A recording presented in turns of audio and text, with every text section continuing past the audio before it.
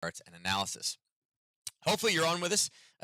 Todd is in a different location today, so it's been a while since he's launched one of these presentations from the office.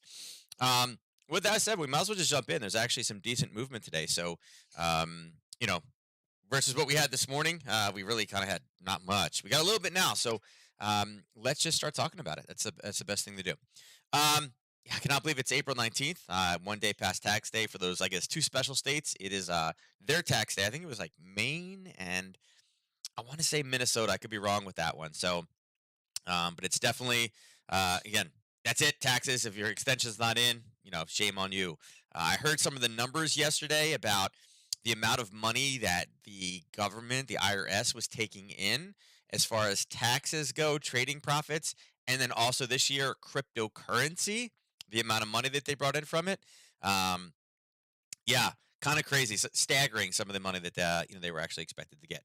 April 19th is also my son's birthday, so for Asher and Reese, the two kids in the picture, these two guys, they're 12 now. Obviously, this is a couple of years old, but yeah. So happy birthday to Asher and Reese today. For those of you who don't know me, again, I'm the president and CEO of Keep Trading Simple. I'm not a Nadex employee. I'm not employed by them. Um, I've been partnered with them for a few years now, doing different kind of type of education pieces for them. Been a member of a number of their education summits. I've written some articles for them on a weekly basis. I've done obviously these analysis sessions, and then Todd and I have the morning show, which is something we added in the last year, which has been awesome. Um, I started trading back in 2000, so I am kind of a what I would call a Y2K trader. A lot of people are like, "Wait, what do you mean? What's Y2K?" For those of you, if you don't know what Y2K is, yeah, that means you're probably pretty young. So, yeah, back in the day when we thought the whole world was going to end because computers only had two digits, not four. So, 1999 would have rolled us back to 1900, right? Um, Learned pretty much everything stocks, options is what I started off in. Found forex, got into futures. Spent some time traveling around the U.S.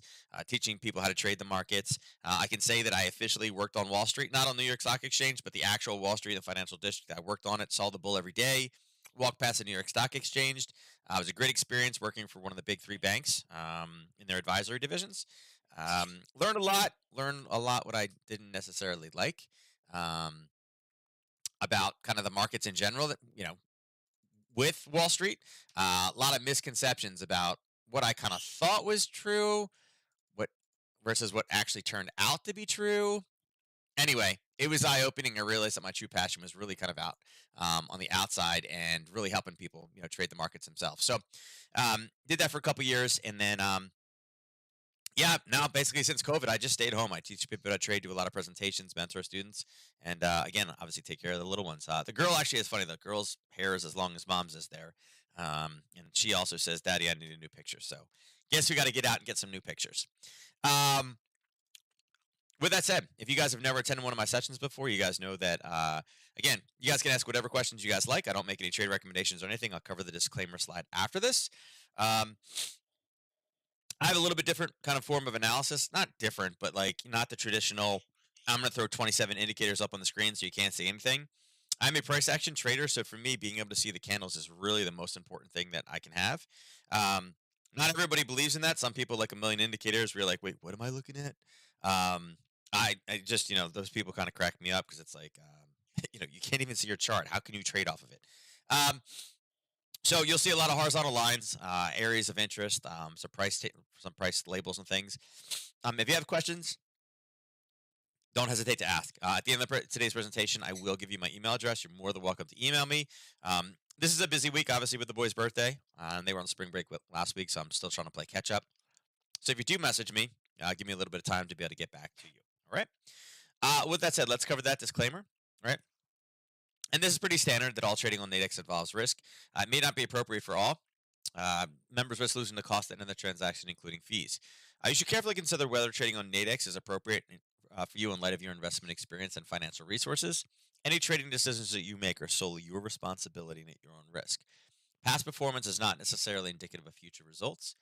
None of the material presented here is being construed as a solicitation, recommendation, or offer to buy or sell any financial instrument on Nadex or elsewhere. Now, Nadex is subject to U.S. regulatory oversight by the CFTC, and Nadex is a registered trademark of Crypto.com. Still don't have any major updates with that yet. As far as new things, I'm waiting for all of that to drop. Again, obviously, whenever you add new things on an exchange, they have to go through the regulatory processes. If you guys have ever dealt with government, takes a while for anything to come through. So I can't wait till we do have some of the new product releases as well as some of the new things that should be coming down the pipe. Um, I don't know when they're going to be here, but every week I'm like, oh, come on, come this week, come this week. So they're, obviously they're on the way. They're working on it as fast as they can. So as soon as they're there, it'll be a lot of fun. With that said, let's cover the agenda for today. So first things first, I should have just deleted this, right? Upcoming news events. Yeah, there's not a lot of them this week. It's one of those weeks that is just so anemic. It's like almost not even worth talking about. Yeah, there's just not a lot going on. Unfortunately, I wish I could say that, hey, listen, this is an action-packed week. As always, we love to have those action-packed weeks. But we don't always get them. Some weeks are busier than others. This is obviously not one of those weeks, so it's okay. Um, it kind of gets back into like kind of almost like a little bit of a market reset, going back to like pure technicals and really again it is a big earnings week, so it kind of brings some attention back onto that market, back on the U.S. market. And then the yen, obviously, the yen is about the only thing in play right now on a global basis. Which, for all things being equal, I mean, if you think about it right now, with what we have going on in the world right now, recovering from a pandemic, one of the largest nation in the world locking down, um, you know, one of the larger militaries in the world right now invading another country, currencies is quite flat. And then, again, that happens sometimes, right? We're waiting for that next big interest rate decision. We've had some major ones. We do have some kind of comments later on this week, and we'll see when that next big drop is coming. But we know that we're going to get at least a 0.25. If not, we should be getting a 0.5 raise rather soon. And the question is, what is it going to do to the overall markets? Speaking of markets, after we look at the I would say lack of news events, um, yeah, we're going to cover the indices. Indices have been on fire this morning. And by fire, I mean they're literally going straight up like a hot air balloon. Why? Well, pretty simply, I mean, the VIX has been crashing down, showing that there's really no volatility. There's no fear, right? The fear index is down, right? When the fear index is down and there's no events to really drive it right now, there's no fuel in that fire. This is exactly what the market should be doing, is going higher. Now, will that get messed up by earnings? Maybe, maybe not. But again, if you look at the battle between earnings and what's coming in the future, it's really what's coming in the future that matters the most. Then we'll cover forex, and like I said, the yen right now, the yen is while the U.S. indices are going up, the yen is going the exact opposite way. And the BOJ has been screaming for the last week straight, the yen is weak, the yen is weak, the yen is weak. And it's funny if you look at the headline on Forex Factory, it's Karaba looking at his watch, being like, "Hey guys, I've told you that the yen is weak 5 days in a row now. Why are you not shorting the yen yet? Short the yen, short the yen." It finally moved today. With that said, it is at a very interesting spot. I'll show it to you in the chart, but we are now officially basically within 2 days of digging in that 130 number. Okay. Based off our daily ATR, which is 108 right now, we are in close proximity to an area where they said it will now start hurting the economy, and all we have to do is raise interest rates. So we're getting that, we're so close to that trigger. And again, this is not something that the market has to, quote, prepare for, right? Because it's not a guess. They said, if we get here, we're going to do it. They have to make it stronger. They're telling you that ahead of time, right? Could be a great trading opportunity. And then commodities. Commodities were, going a little bit, they were slowing down a bit today. And then gold and silver decided to go crazy as well. And it could be the IMF data that we had earlier today. IMF talked about how there's basically global slowing. After it seems like the recovery period is in, and now things are going to start getting really, really slow. Global recession kind of sounded like it, right? Kind of sounded like it. With inflation high and with, global recession, it's a very interesting scenario. It's one we don't see normally, right? So it's one that we have to go quite far back with, again, I question, hey, listen, to find an environment like this, we got to go so far back. Does that really even pertain in this, this economy? Answer is probably not. So we'll see. All right. So with that, let's go over and let's go look at the news. Okay. Obviously, again, we always kind of start off. It's right at the top currency wise. 190 243. Yeah, those look like kind of outliers right now, right? As they should be, right? 14, 3, 41, 13, 8, 12. Those are well under. Well under, right? Um, oh, here you go. There is a headline. And I've been talking about this for 2 weeks and talked about how there's just no way I could short natural gas. The IMF just said 1 hour ago a Russia gas ban would have a serious impact on the EU. Again, to me, I don't think Russia goes to nuclear weapons. I think that this is their nuclear weapon right here. They literally just turn, you're not going to pay in rubles. They shut the gas off. And again, now the IMF is saying, hey, listen, if we ban, because remember, the EU can say, listen, we're going to ban Russian gas. We're just not going to use it. But the reality is the people need it. I think Russia gets to within a month from the EU decides to cut it off, and they say, you know what? We're cutting it off, guys. They're going to milk it for everything they can while they can, and then cut it off to be able to stick one to the EU, is what my opinion is. So we'll see. It's a very interesting kind of headline there. And again, war dims global economic outlook as inflation accelerates. Again, bad global outlook, inflation accelerating, not good combination from the IMF. And that's kind of why we're seeing things. A bullard in a China shop. There we go. I love when we get good headlines like that. But besides that, I mean, as far as headlines go, we don't have a whole lot. Normally we have a little bit more, right? There's not a lot in here, right? Not a lot in here to be able to kind of go through. But the IMF data is important and kind of on a more global spectrum. News today, the only thing that we have of even of medium importance is one speech. 12:30, about to kick in. Maybe if the Swiss around a little bit, but probably not too much, right? Probably not too much. Tomorrow, again, not a whole lot, right? I'm going to click yellow so we can kind of see it. Nothing in the morning. We have CAD CPI, and again, that's an important number. Seeing it slow down a little bit is fine, but the common, the medium, the trimmed, again, you got to go kind of understand these a little bit. You can click on them. Their core, again, remember, according to our core, oh, look, the core is going down. Look, the core is great. And then we saw the PPI numbers, and they skyrocketed. They were double what they talked about before, or what they had mentioned before. We'll see what this one comes out as. But again, another reason why, again, CAD could be a good place to be looking for some trading opportunity tomorrow morning on Wednesday. Besides that, there's not a whole lot. We have oil inventories. Last time we had a monstrous oil inventory of 9.4, right? 9.4 million barrels of surplus. And yet, magical oil did not drop down to 85. So today, at this afternoon, 4:30, we have our API oil inventory report, the industry reported totals. That could be a good mover, kind of a telltale sign on what we're going to see. And then, again, tomorrow morning at 10:30, we get our actual EIA numbers. And again, this is the one that actually matters. This is the real one that if you mess this one up, there's actually penalties for it. We had a massive surplus last week. Massive. So we'll see what this gives us this week. And then we have CPI for New Zealand. We don't trade New Zealand at Nadex, but for external traders, New Zealand has already done a big raise. They've done a big raise. Their CPI on a quarterly basis, quarter over quarter, even with their raise, 2%. So again, these raises look like they're getting big. Right now, the carry trade is kind of right now in the New Zealand yen. It's kind of the biggest bang for your buck right now, but it doesn't mean that it's the best place to put money, right?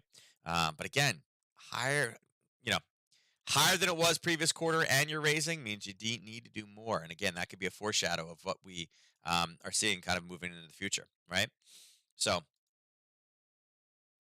right, there we go. Then we go into Thursday. So Thursday, again, I'll take out the yellow because, again, the yellows are not really big. Kind of low, right? We have the Philly Fed Manufacturing Index. It took kind of a big hit last time. Should be decent. And then unemployment claims, and that's it really for the U.S. Powell is speaking at 1 p.m. in the afternoon. And Powell speaking, again, this is a debate on the global economy. It's not so much what's going to happen with the dollar. It's kind of global politics at that point. Again, it should be in line with what the IMF says, but, it could provide some, potential market movement. At spring meetings of the International Monetary Fund and the World Bank. So it's not necessarily what are we doing with the dollar? What are we doing to curb inflation here? It's kind of, again, it's quite broad. So it may not have its normal kind of power like we normally see, as well as, again, Bailey speaking at the same event, right? And that's it. There's nothing else on Thursday either. So 2 speeches about the global economy. I don't know if unemployment claims will be able to move us that much. So we'll see what Thursday look like, you know? And then Friday's actually a day that has some decent news events. It's really the one day this week that we do have something decent. Again, retail sales start off, right off the bottom was negative last time, expected being negative again. And again, the big question is, and the statement with that one is retail sales down because of lack of supply or because of high inflation? Okay, last time when we saw this was because of high inflationary pressure, right? Prices were so high, people were like, "Yeah, I'm not buying that," right? Versus, "Well, I'm not buying that because I can't find it." You know, I mentioned in the morning show we tried to get the boys birthday cakes from Sam's Club, and they couldn't do it. They're not taking any orders for birthday cakes or cupcakes. I tried to get cupcakes today. I'm like, nope, we're not doing any orders for cupcakes either. They can't get the ingredients to make them. I'm like, wait a second.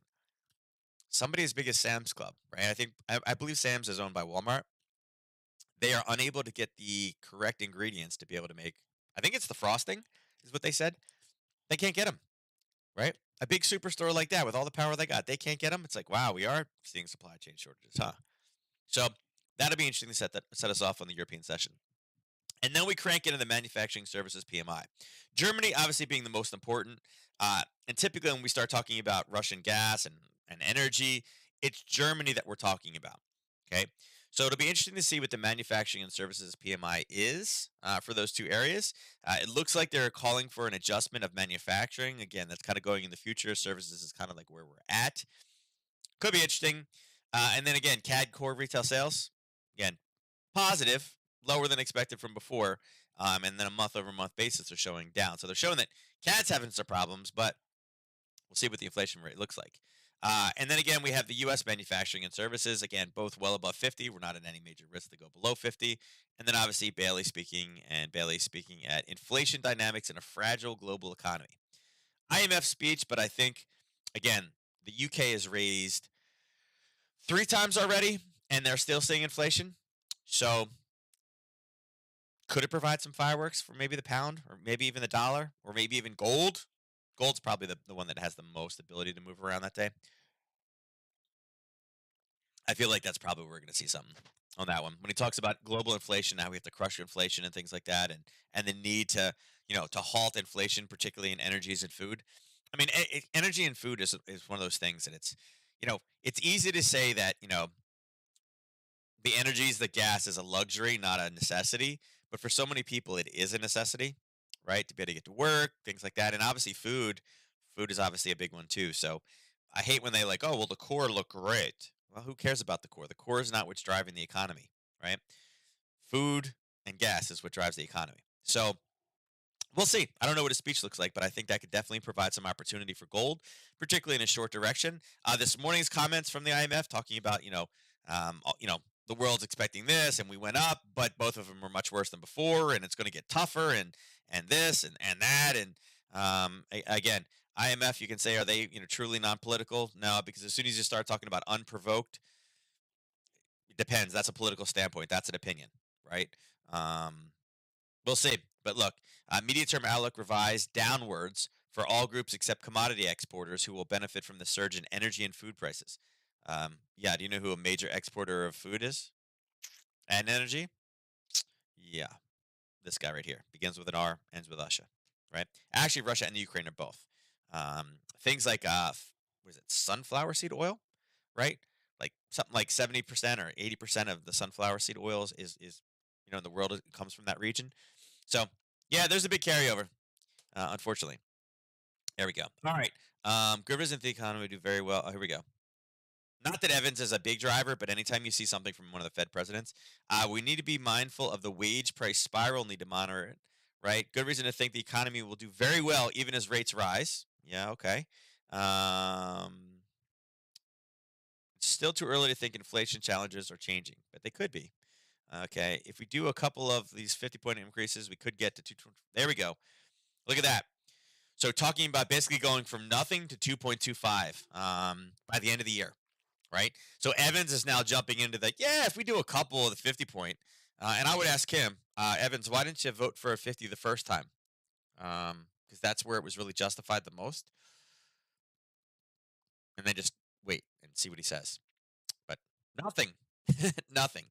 So we'll see. So again, it looks like more people are again agreeing that point 0.5 is really what needs to happen. So all right, so we'll see. Again, that's a nice one out of Evans. Within the dollar. Oh, here's another one. A top U.S. Treasury official lays out 4 reasons why the dollar remained the global reserve currency. I don't think he has any clue what he's talking about. It would be my opinion on that one. Unfortunately, although I agree with the sanctions and things that were done, I think using the dollar was the wrong thing, and it's nice that he believes that, but he came from the administration that did it. So, unfortunately, I disagree with him. It can no longer stay the reserve currency, and good thing we know how to trade currencies, right? All right, so let's go over and let's dive into charts. And again, we're going to start off with the VIX first. Okay, VIX is kind of a telltale kind of story, right? VIX itself is not necessarily it's a commodity. It's not necessarily like a commodity. People are not picking up. It's a fear gauge, right? It's a volatility index. It's basically looking at the fear and the volatility on S&P 500 options. Okay, it's not on the S&P 500 itself. It's on the options market. Um, I got a question last week asking about that. Like, why do they do it like that? The options market is quite large. There are big players in the options market. Like a lot of people think that Warren Buffett made all his money off of stocks. It was actually the options market he made all his money on stocks, holding and dynamically hedging his positions. So it's a very large and it controls a lot, and it's a lot of back end. Like beginners don't really trade options. It's something that's more done on an institutional basis where you're like, oh, they bought 1 million call contracts. Like who the heck does that, right? Like when Warren Buffett, jumped in to save Bank of America, right? He used warrants, not even stock. He used warrants to have the right to buy things. We basically use the same principles of options. So it's a good gauge. A lot of times it will foreshadow, and again, because it's using the options in the futures market to do that, it gives us a little bit of data before the market opens, right? Because the S&P 500, if you're doing it from the open, it's different than what the pre-market volatility is. Today it's been nothing but straight down because of that lack of volatility. And we talked about it yesterday. It got eaten up today. Kind of did the same thing. I mean, really, what was the major headlines this morning that really would have thrown fear into the economy? Really, not much, right? With lack of that volatility, it tends to revert back down again because again, 22 is pretty high. We're at this 21 mark now, and because of this, the volatility disappearing, the fear out, the markets have every reason to go higher because it's a fear gauge, right? And that's what they're all doing. ES, monstrous move. And again, we talked earlier today about that 4,400. Was it an area to go short from? No, because it had punched in this area so many times. It was well beyond the 4. And you can see from the 930 candle, let me drop down to a 15-minute chart. You can see from the 930 candle, this is what we did. It just basically went straight up. And now, again, we got in that 1030 time frame. We're starting to kind of get a little bit of exhausted. It's a retracement all the way back to the original kind of move here, and you can see we're kind of hitting it. Does this mean it's a sell right now? I would say not really. I mean, there's no besides Evans' comment, and he's not considered a major market mover, there's still nothing out there right now that really says, hey, listen, it's time to short. There's nothing necessarily bad going on. Now, there will be some profit taking coming in, and we kind of probably saw those things. But for the most part, it started to hiccup around 10:30. There's nothing in here really driving this, right? There was the 9 o'clock pullback, right? 9:15 at base, and then 9:30 it took off. It came back and grabbed this low base here. And funny enough, this clock was at 5:30. There's your basing in the European session. There's your 9 o'clock where it reset and closed at 9:15. Right, it came all the way down here, and that was the takeoff point. That was the bottom for the day. Okay. Again, nothing really going on. No reason why it can't go higher today. You're not hearing people scream about interest rates and Russia using nuclear weapons and everything else. Again, with lack of any other resources or lack of any catalyst, the markets tend to move higher, right? The markets tend to move higher. So again, risk on environment. Big question is now, we've obviously been up here before. It kind of pushed this zone to the brink, so it's not really the best area to short off of. Are we going to push up into this higher range up at 44.58? Is this the turning point?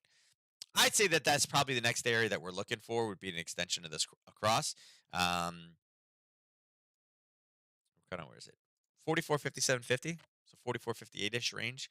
That'd be the next area where I'd be like, hey, listen, look, according to what's on the left, right, there's a major push there, right, with a couple other small levels above. So while the market's moving higher, I would say I'd be looking for a top in here. I think at this point it's a little bit late to get in long.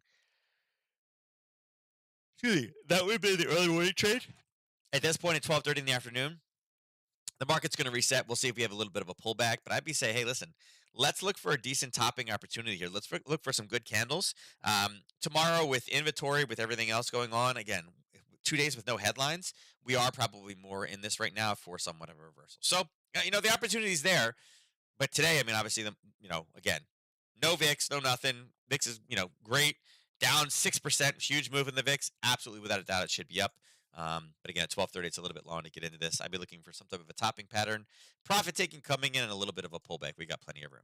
Okay, and Q. And Q did the same thing. We had a base that was formed at 5:15 this morning. You can see touched it at 9 o'clock. We talked about that in our early session. And again, 50% got sliced through like butter. There's one, there's two, there's three, there's four.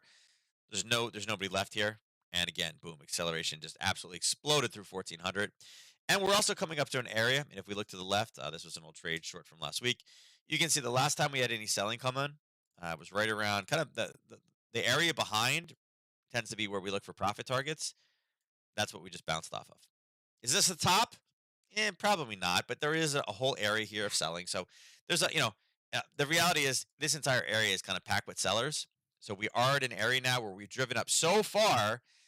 Is this where we start to turn and roll? Yeah. I mean, there's a couple different scenarios out there. Again, everybody started talking about 0.5, talking about putting it into a minor recession. Any of those things are all somewhat negative. It just kind of basically retraces what we had today. And again, it is today a normal base move. I mean, if we look at looking back for till what, the 14th, 5 days ago, very, very strong move, one direction, zero pullbacks. Again, it almost qualifies for a parabolic retracement, looking for it to turn and roll back down again. Now, when the top is in, it's the same thing as the yes. I'd be looking for profit taking. Probably, typically, I like to use the candle behind it. It's kind of off, but I would say that this is probably the target back to the downside. When we do have that confirmation kind of roll at the top, and again, I think we're close, right? I think we're close, but I think we look down here for 13,898 is kind of where we go. And again, it could be more talk of the 0.5 going into a minor recession. None of the IMF data was great. Talking about the need and the damages of having inflation as high as it is. I think all these could be really great catalysts for some type of a short. But again, we do need to find a decent top. I like the candle formation. I don't like that the candle formation happened at 11:45 right before lunch, but that's a decent formation. And again, it is a 7-8-6. There will be some fib traders jumping in on that one as well. So a couple different things in there that there is the play. YM, same idea. And again, YM is also bouncing off of a level. I just moved it across. It's been there before. It hit it in a spike and dropped down again. Kind of chop back and forth. Do I love this one for a short now? Not necessarily. At 12:30, it's not the time right now. But is my focus on this one? Excuse me. Oh, what I really should say. I must be drinking decaf coffee. I hate when my wife sneaks decaf in there. You drink enough coffee and you can tell you're like, you know what? This is not the placebo effect is not on my side today. No, actually, it's probably more the I have much more of a voice this week than I did last week. It is because of the allergy meds, but man, those allergy meds definitely take its toll as well. Um, I would say my perception of this one is we are probably getting back up into bearish territory. Look for profit taking. Look for decent tops on this. It is bouncing off a level right now, but obviously we're extremely low volume right now. We're inside of that 12:30 time frame. We see any highlight that it's going to start pulling back again. Again, this is very much the parabolic move. I think 34,500 is a major target for this one. If this is where we're going to top, again, I'd be looking for profit taking. I look for a run back down to 34,500. I like that level. It's hit that level a ton of different times. Hugely psychological. And again, makes complete sense why I would pull back. Not on a fundamental basis here, but as far as the psychologicalness of 34,500. And again, you can see it's hit a bunch. Russell. So Russell pretty much off to the race. I mean, 2.29% today, 2.3% already up. Huge day, monstrous day. Again, Europeans set it off. We had a pullback right before the actual open today. This is one of those ones. I had some zones in here drawn, right? And ended up coming down and kind of breaking the bottom side of it for an entry at 9. 9:15 held, and then 9:30 is really where it just ended up going wild. And again, lack of any true talk of raising interest rates or anything bad, Russell should move the most, okay? Russell tends to be the fastest. Top and bottom, right? But same thing. We are running into an area here. I'll go to a 30 minutes so it's a little easier to see. The last time the price is up in here, and again, I'll draw a horizontal line on it, we're in that same range, right? Base right here, nice push. Try to make an attempt, didn't do it. Touched it, hammered down. Starting a base right here after this type of a move straight up. So I would say the same thing. My kind of mindset on the Russell right now would actually be looking for a collapse back down again. Um, I think if a lot more people are talking about the 0.25, or, I'm sorry, the point 0.5 versus the 0.25 race, or even maybe even more, right? Maybe even more. Like I feel like this one has the ability to go down. Finding the right product obviously matters. Using something like a call spread, I think would be decent on there. It's moved up a ton, but I think a call spread would be a decent area to be able to kind of look for some type of a top. Again, if you got to be a little bit out of the money, it's not necessarily bad. There, unfortunately, there's no major blockbuster, and there's no like non-farm payroll this week or anything, so we don't have that huge kind of like a bomb or whatever, right? Quality news event to really shoot us back down. But this is a lot of movement, extremely fast, heading straight up in the air. There was a lot of fear this morning with the IMF talking about things and banning natural gas and all this other stuff. I mean, a lot of negativity out there, right? But because the VIX was starting to drive back down again, there's no true volatility or threat to the United States right now. Again, absolutely justified to go higher today. But as with the other three indices, I'd be looking for this to turn and roll. Okay.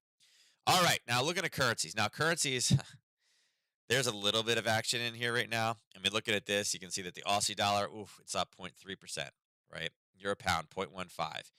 Pound dollar, 0.01%, right? Dollar CAD 0.15. A little bit of movement. The only things that are moving 1.7, 1.5, 1.3, and 1.4 are any of the yen based pairs. Here's the Aussie. So yesterday we were talking about, again, this dotted line was going to be on news. We were looking for a pullback before news. We were hoping we were at the 73.39. We got the pullback. It just wasn't all the way down. And then when the news came out, boom, we took off. So again, we're talking about Aussie strength coming in from news. And again, if I move this, that's where the news went, and it ended up going past my target, but it went straight up. Okay. Since that time, it's been a bit more tempered and really kind of has come back in a range. You can see that we have lower highs here, we have higher lows. I would say right now in this one, I'd be looking for opportunities to short. Although the data wasn't bad, I think there's some important levels to talk about. Easy base to see right here. It's been confirmed, so I think if you are looking for additional levels, I think this 73.96 is a decent level. Is it my favorite one in the world? No, but I think it's a pretty decent one. It is above a 23.6, right? If I go top to bottom, you can see it is a little bit higher. There is one at the 23.6, but it didn't hold the first time, and this is where we held the second time with this level of basing. So I'd say that that's probably the first level that I'd be looking at. Second one, obviously around the 50, right? Little bit of basing, it touched it, it came up, it confirmed it. That would be kind of a secondary level as well. I think both of these are great shorting opportunities. As much as I would love to say that, hey, listen, with everything, with gold having the potential and everything, this is a great long. Not so much, right? There's a lot factored in the dollar, but I think more dollar strength is coming. I don't know. 2.25 is a big jump in 1 year. I don't know that the market has fully factored that in. Hmm.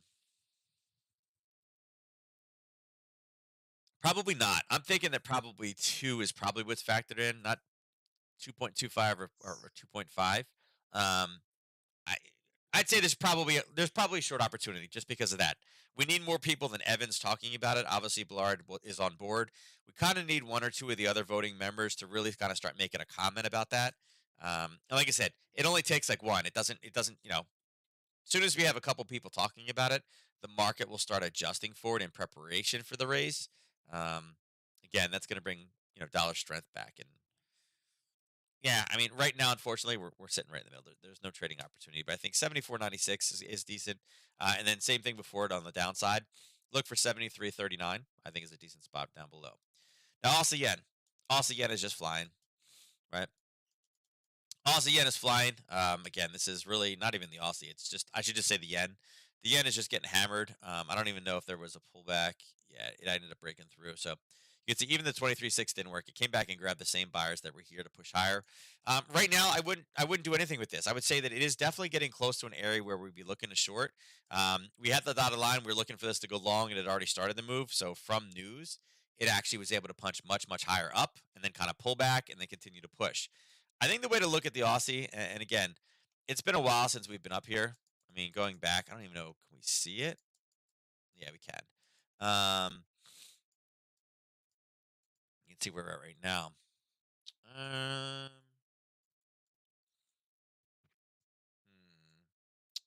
have been nicer if this is a little higher.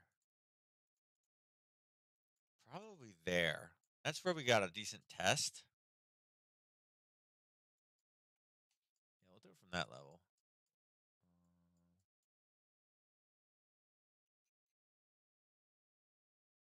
About like we asked if we could see it. Now it's like, yep, we can see it.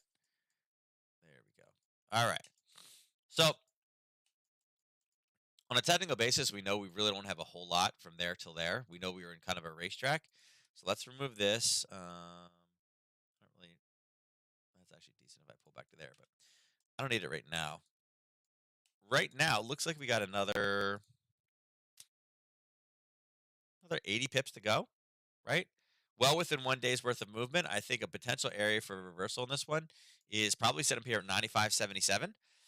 Um, Reason why is this is a lot of yen movement. We also know that when the yen hits 130, the bank says that that's where it becomes painful to our economy, and that's where we would have to start curbing inflation, or in their case, deflation. Um, Again, raising the interest rate would absolutely help turn this and flip this down. So it's getting close. Again, this is a little bit off. It's the dollar yen that they care about, not the Aussie yen. So it's close, but I know we have a little bit to rally up. This is probably on the same page, about 90 more pips. So I mean, I guess if you're looking for something, trying to figure out how to get in, yeah, it looks like the 23 went through. Hesitant the draw zone down here.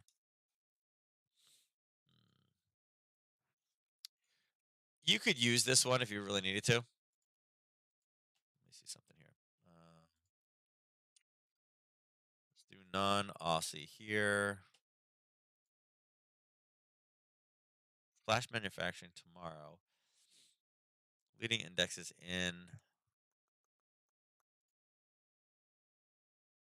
deposit level. This is supposed to be horrible news, right? This is supposed to be horrible.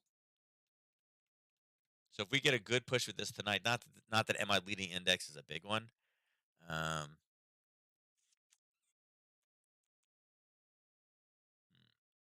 this is really kind of 26 is more where we're looking for. Yeah, I'd say one more push higher. I think 95.77 is probably decent. And again, a lot of this is just the yen is getting close to that trigger point where the bank is going to probably intervene to start raising interest rates over there. It's just, again, probably safer in the dollar yen, but you have the ability to do it over here in the Aussie yen. Euro pound. Pretty flat in 24 hours. The euro pound right now has a total of 18 pips. Again, we talked about it 50%, and this was forecasting. This is not actually the true 50, but we do know that it is a level. It's been there before in the past, and had a decent rally off of it. We hit that this morning and pushed lower. The news this morning made it rally a little bit, but not really necessarily enough. You can see how flat it was, and again, 18 pips in 24 hours. We're talking about 1.2 an hour. Is there a lot of profit potential in that one? Not really, but I will say this. If you guys know some of the more advanced strategies, one of the cool things about options is, like, unlike just buying regular stock, right? The only way to make money in buying regular stock is for price to go up, right? Yeah, you can short stock as well. Again, extremely risky to do it. In which case, when you're shorting it, you're actually borrowing it from somebody else, selling it, and then you have to buy it back to pay it back to that person later. But with options, one of the cool things is you could actually buy in options and profit when things go down. That's why there's puts and calls. They play them in both directions. Some of the same strategies that you use in the traditional options market, you can use over in Nadex as well.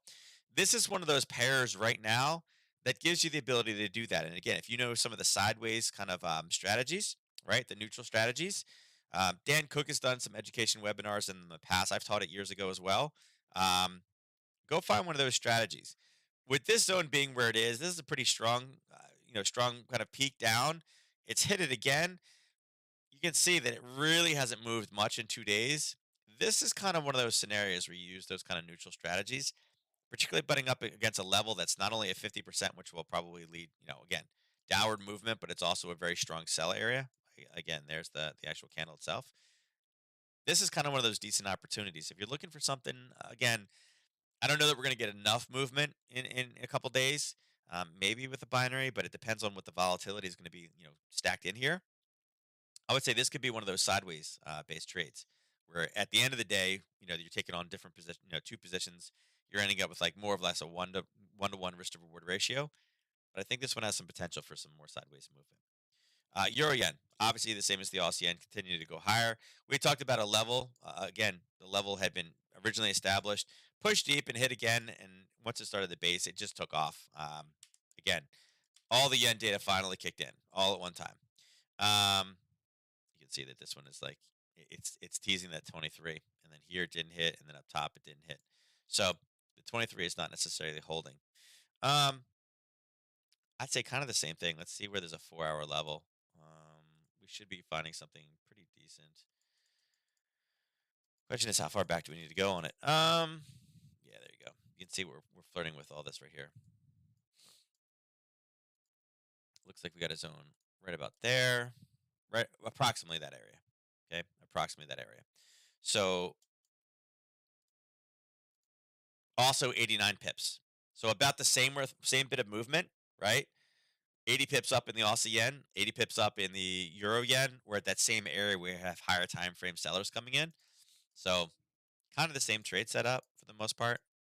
You know, um, of these two, I actually kind of like the Euro yen short better, and here's why. Europe obviously is getting some. It's not that Europe is getting strength right now, because obviously the war, there's no world peace or anything right now. Um, Things have escalated in the Donbas region. I think the next shoe to drop is probably something negative for the euro, like the IMF saying, "Hey, listen, a ban on gas would be detrimental for the EU." I think the yen is about to step back in and get a little strength coming in. With this rallying up as much as it can, if we can get a small kind of reversal point, a decent level candle, we don't have it right now, but if we can find a decent candle top in here, I would say that the euro yen for maybe a little bit more of a swing trade, I would say something more to the downside on this one. Just because, again, it's great that everything, taking the war to the next level isn't necessarily positive. I think they'll turn gas off eventually, natural gas off again eventually, which again is a negative euro kind of fundamental. And then again, the yen saying, hey, listen, it's getting too weak. We need to raise interest rates.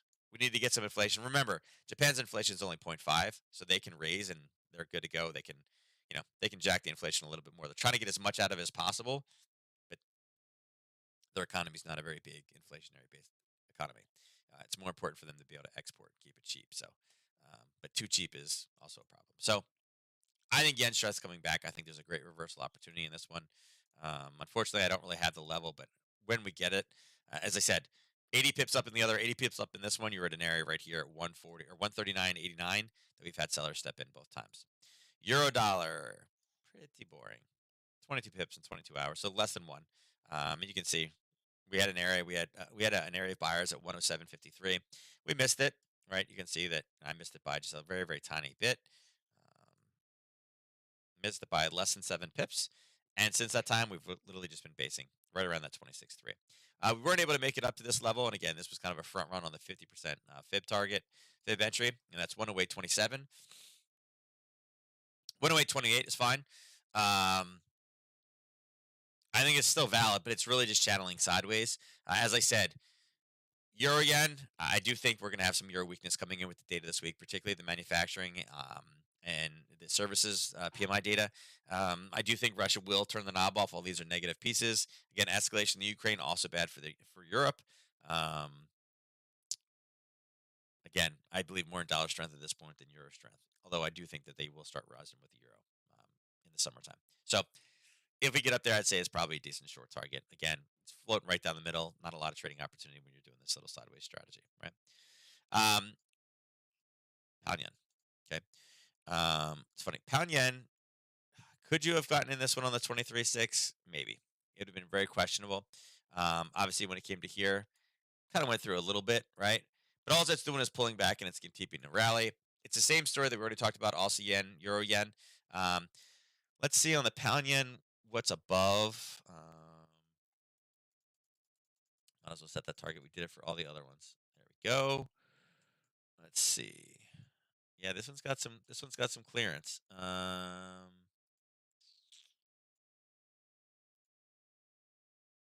There's your next level of basing with a touch. It did push it pretty deep, but that's the next kind of major level with sellers coming in. Maybe even a little bit above.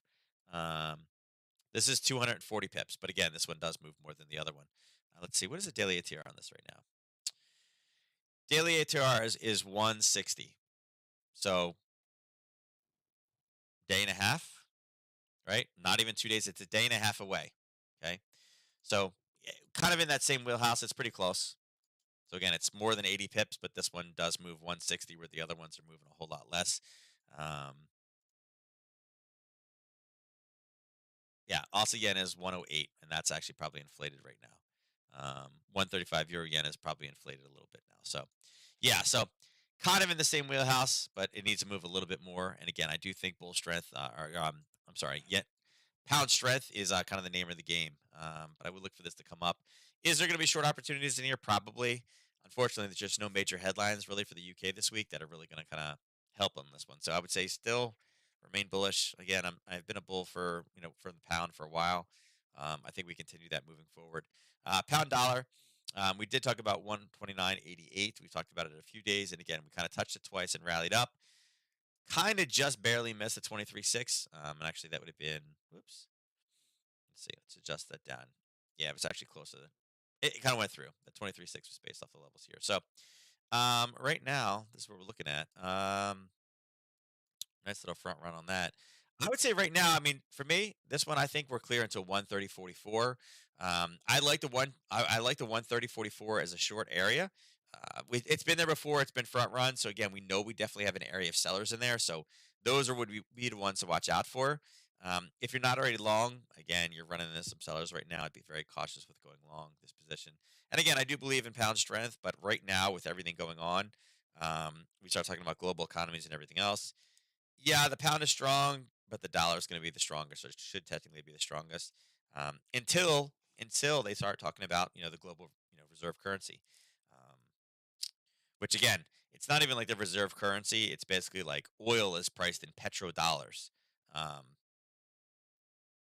right now, we know that all oil is not actually priced in petrodollars. There are numerous countries now that are paying with Chinese currency instead of U.S. currency. So yeah, that's kind of the big the big thing there. So I'd look for, like I said, I like this one long, 130.44. We can look for a potential short. If you're going to associate this one with a UK session or even a dollar session, just because of there's lack of news, there's just lack of catalyst this week. Um, those are kind of your best options out there. Is why I hate trading in low news weeks. It's very slow, right? It's very drawn out. And again, this is doing kind of the same. So yeah, dollar CAD. So dollar CAD, we talked about yesterday, a drop of 125.76. We're looking for it to push a little bit lower. We got about halfway and it started kind of chipping right through. It made it down to 125.67. Decent move, and then all of a sudden, bam, 4:30 in the morning, it just took off today. Probably got stopped out of break even if you were in this trade, and again, that's fine. I'm getting a free trade of it. You can see we kind of based in it again. Right now, giving us a top and bottom, I think, again, marking this off, and I don't love this top. I think there's our top, our bottom. Our bottom, it's going to be hard to draw it off of. There's no like clear defined zone there. I don't really love any of the zones until much, much lower. I would say that this is probably our top and bottom right now for this one. And again, that black line, just so you guys know, is 125.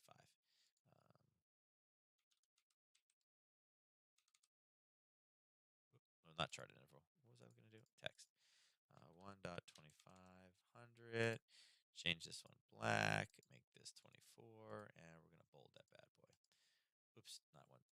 Figures. 125. So there is an area right below, kind of hiding right below that 125 mark. But 125 is a large psychological level. You definitely have to watch out for that one. Reason being is because it's a quarter, on the quarter aspect of things, the entire like quarters theory. Right now for dollar CAD, CAD has some data this week. I think this one also continues to rise up. Obviously, depending on what oil's doing. Right now, oil is down, so we're seeing CAD weakness. With the API tonight and the oil inventory tomorrow, if we see that surge in oil, if oil can get back up to 120, 105, I think this one also comes back down again. And potential areas, if you drew, not that this is the best of drawing, but if we draw here to here, you can see that 61.8 is a level of basing. So that may be a potential area. And again, um, this one kind of fibs kind of confirm this one more than anything else. Um, I don't know what it looks like when it approaches down there, but the zone is rather small. you're talking about 11 pips, which is like nothing. Um, and again, it's right at that 80 mark, right? 125.80. Don't know what it looks like on the way down, but it doesn't need to move very far to be, again, it's about a 33, 35 pip mover, which is definitely fine for an intraday based trade. I mean, chart wise, that's how far it needs to move. So it's not even that much, guys. Um, when we get there. So, and again, that's using the 6180 as a confirmation off of a buying area of demand. Okay. Dollar Swiss. So, dollar Swiss. Look at this. We had our one, we had our two, we had our three. Number four is what broke. We went up, we crashed in, kind of tried it again, came in and based, and then boom, we finally obliterated it, and then went all the way back down to grab the same people. So it finally broke through these zones again. It had to fight and fight and fight, and it did it. Again, that's what these zones are for, to show us kind of rails, and eventually the rails will break. Now, dollar Swiss is high right now. We do have the Swiss comments for today. Whoops, hold on, let me bring these all back again. All boom and boom. And again, chairman starts speaking. Again, IMF not going to be necessarily directly related to Switzerland, but maybe Swiss inflation expectation well anchored. The biggest impact on Swiss price from energy prices and supply chain problems. Yeah, which makes sense. I mean, honestly, I think anybody could say this. Any country in the world right now, the biggest impact on their supply, it's going to be supply chain and energy, right? Um, Generalized statement. A substantial amount of inflation today may be temporary. We know how that transitory inflation thing worked out, so I'm not sure why he's going that route, but is what it is. Um, Again, everything he's saying so far is like, nah, it's all good. We're not raising interest rates. We don't need to do it, right? I would say that's probably more of a, we're going to continue to see this one move. Let's see on a 4-hour basis. Let's see if we have anything decent on this level.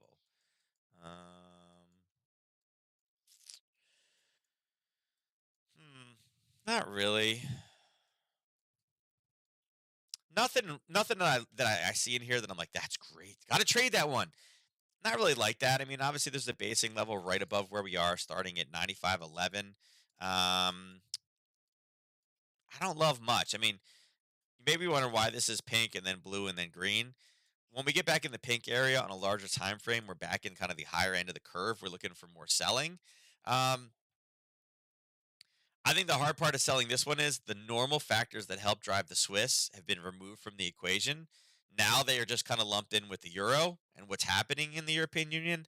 Remember, Switzerland did put sanctions against Russia, so they are considered, you know, an enemy of the state. So if they decide that if they are purchasing gas from Russia, Russia can also cut them off.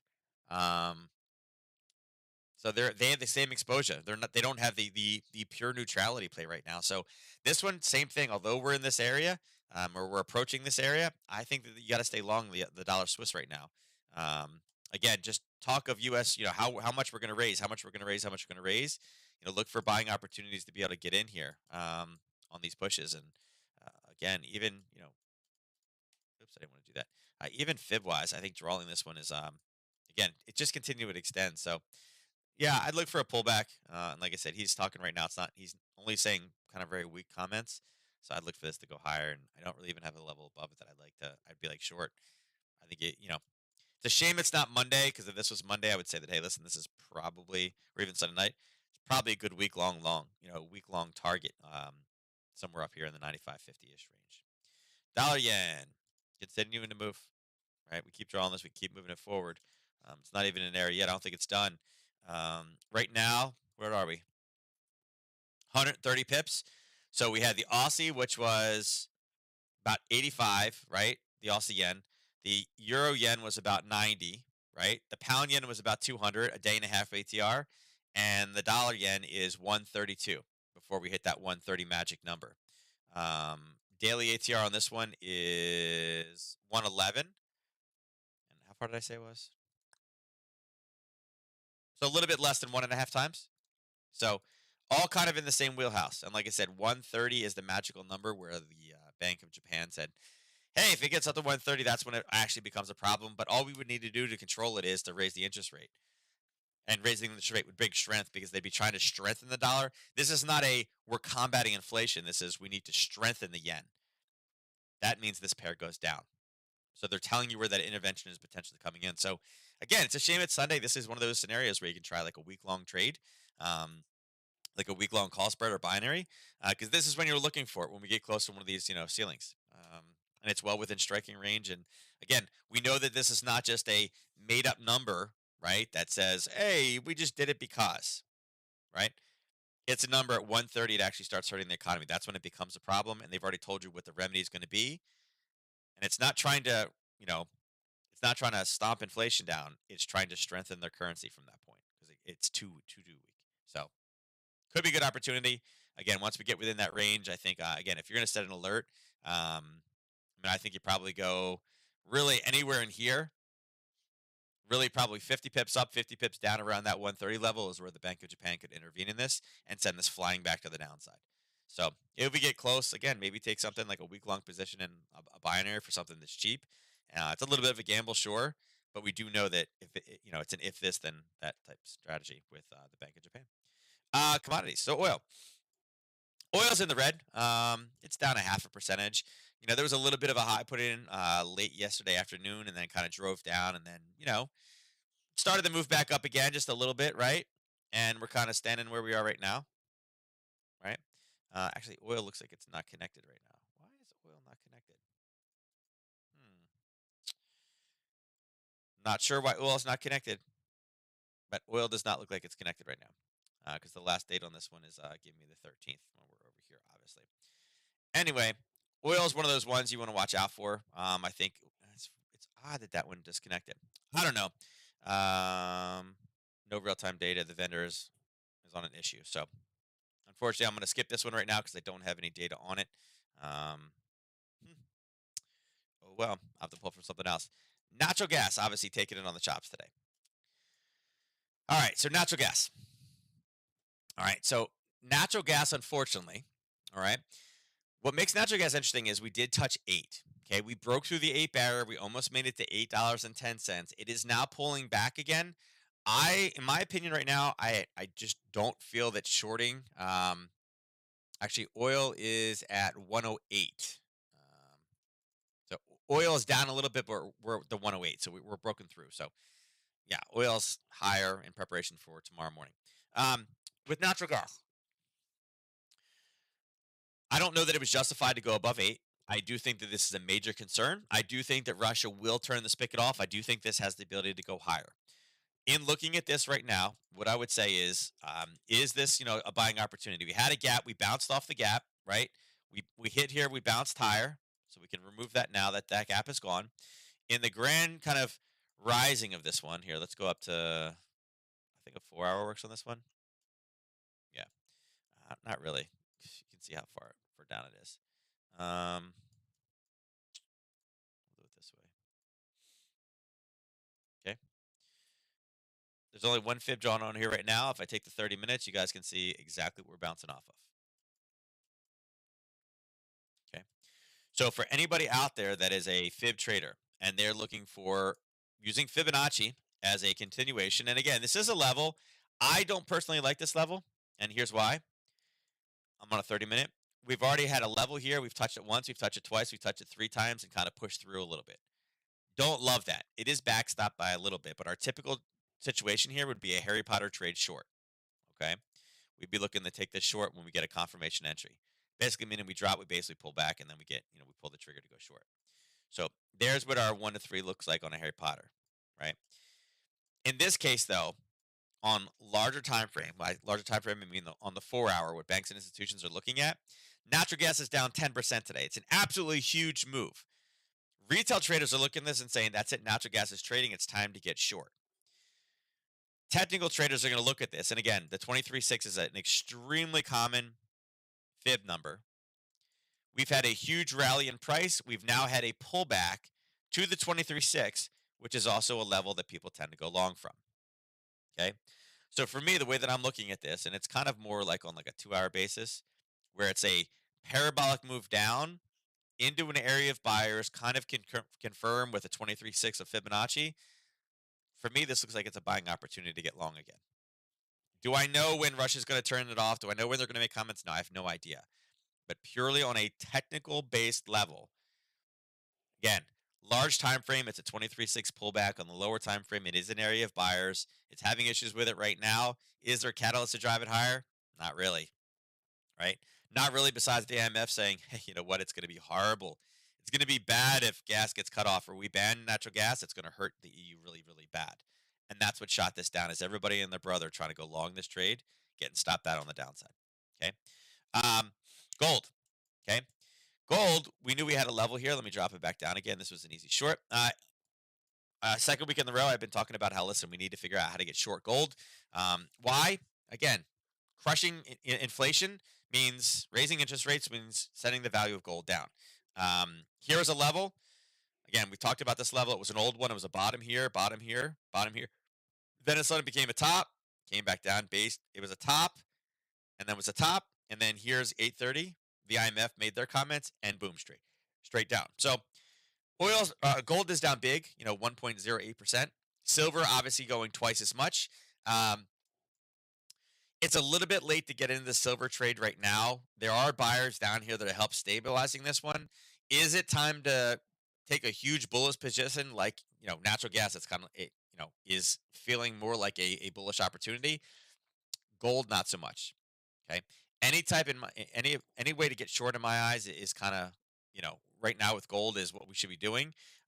You can see that an old level that we had down here, this 1962 level, it was an area where buyers had stepped in here, right here. Whoops, here and here. So there's your three. Actually, there's your third hit, and it popped up and went through.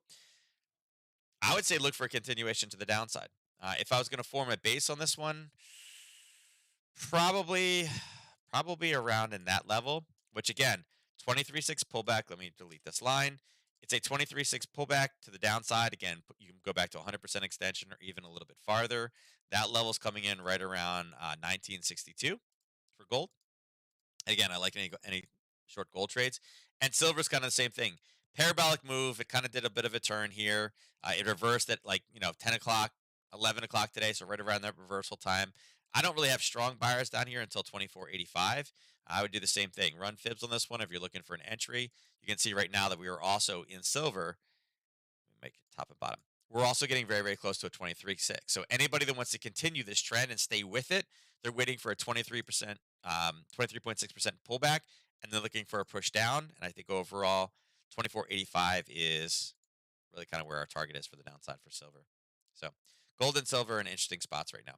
But yeah, so decent movement, like I said. Unfortunately, I can't do the oil assessment. Oil is kind of stuck right now. I'm not sure, why that the vendor's on an issue, whatever that means.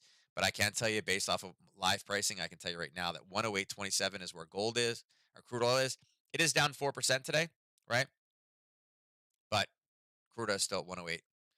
I wish I could see a chart on that one, but it won't let me pull the chart. So, but yeah, so as I said, there's a lot going on, but there's also not a lot going on. Again, globally on a currency spectrum, absolutely zero. Look at this. The pound dollar is at 0, 3, 19, 28, 24. We just talked about how these have 100 pip ATR, and we're doing 25% of it. This is doing 0% of it right now. The yen is the major mover in the markets, but this is so much yen movement. We do know that the hot button for the yen is that 130 figure. And just to close out today on that, again, we were sitting up here at 128.75. 128.75, and we know a standard daily ATR right now on this one is 110. So we are within one daily ATR of hitting that magic number of 130 when the BOJ says we're going to have to intervene when we get to that level or close.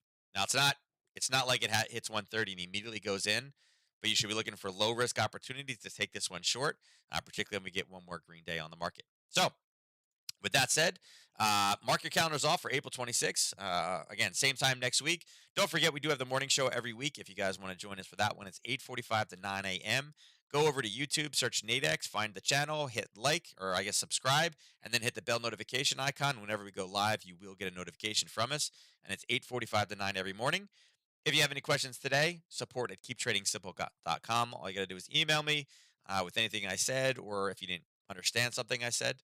Be more than willing to answer it for you. And again, I hope I'll catch you guys next week. So with that said, I'm out of here. I'll catch you later. Thank you for joining today.